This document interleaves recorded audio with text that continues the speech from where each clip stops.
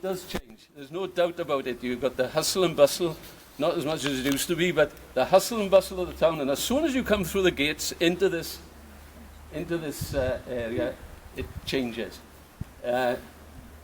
If you want the razzmatazz and the bright lights of university, then go to London, Manchester, wherever. Don't come to Lampeter, but it's you'll see down in the valley just there in a moment where they live and where they do have a lot of their spare time. It's, if you're of a certain type, this place is a lovely place to study. It's a lovely place to study. And these were the original rooms of the students here. Now they're all administrative now. But these were all the rooms of the students, because this was the only building. This was it. You see? This was it.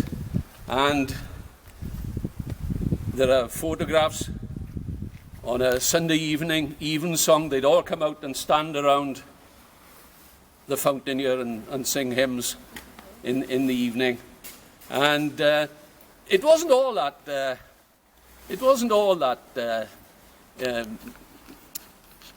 peace and lovely, because there's a letter written by a student at the turn of the 19th into the 20th century, as late as that even.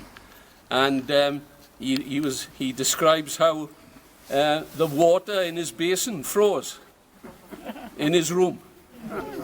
So it wasn't all sunshine and light. But as I say, the grounds, the original grounds here, and the quad here were very tranquil and peaceful, and a very good. And you can imagine why this place adapted itself to theology. It's in the air somehow, isn't it? There's a feel to the place, and it's lovely, isn't it?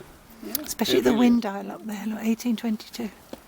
That lovely. Yes, 1822 it was the date they call it. You'll see, you'll go to the 1822 bar in a moment now. Oh. And of course there's St. David, of course. How can you tell St. David from all other saints? Through them and sure.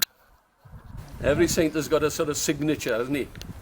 St. Peter's got the keys. What's St. David got? Can you see? He's got a crucifix. A dove? The dove on his shoulder, right? And that's the story of when he went to Llandewi Brevi to refute the Pelagian heresy, and he stood to address the people, and they couldn't see him. And all of a sudden, he took a scarf from a shepherd boy and he put it on the ground, and he stood on it. And all of a sudden, there's a clap of thunder, and the ground rose beneath his feet so that everybody could see him. And a dove came down from heaven to land on his shoulder. So St. David is always the saint with a dove on his shoulder.